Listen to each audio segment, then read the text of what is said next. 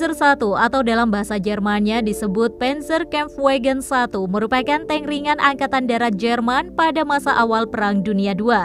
Jika diartikan dalam bahasa Inggris bisa berarti Armored Fighting Vehicle Mark I. Panzer ini didesain sejak tahun 1932 dan mulai diproduksi massal pada tahun 1934. Dioperasikan 2 orang, tank ini memiliki ukuran panjang 4 meter, lebar 2 meter, serta berbobot 5,4 ton. Panzerkampfwagen I memiliki lapisan armor setebal 7-13 mm dan bersenjatakan 2 senapan mesin MG13 kaliber 7,92 mm. Mengusung mesin Krupp M305 4 silinder 60 PS 59 tenaga kuda, Panzer ini mampu melaju hingga kecepatan 200 km dengan kecepatan 37 km per jam.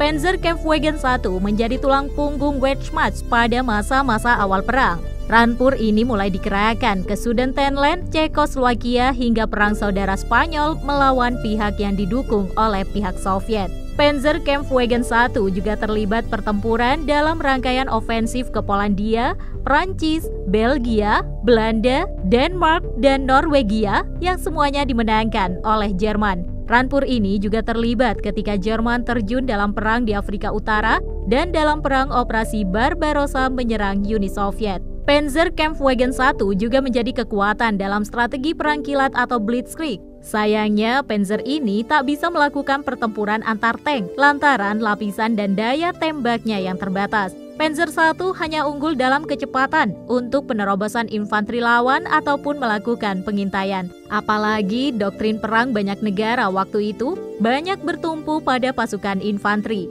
Sehingga Jerman mudah saja nih menghantamnya dengan rampur yang dikonsentrasikan.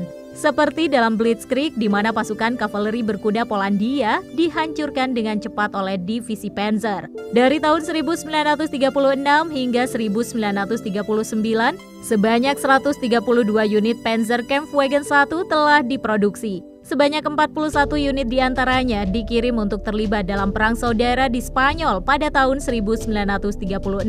Namun, Perang Dunia Kedua ternyata diwarnai dengan perkembangan teknologi militer yang cepat. Panzerkampfwagen I langsung dianggap kuno setelah beberapa tank berat mulai muncul. Saat Jenderal Erwin Rommel mendarat di Afrika, Jerman hanya membekalinya dengan 150 tank, yang mana seperempat diantaranya adalah Panzerkampfwagen I. Barulah di front timur, Jerman mengerahkan 3.300 tank dengan membawa pula 410 Panzer I.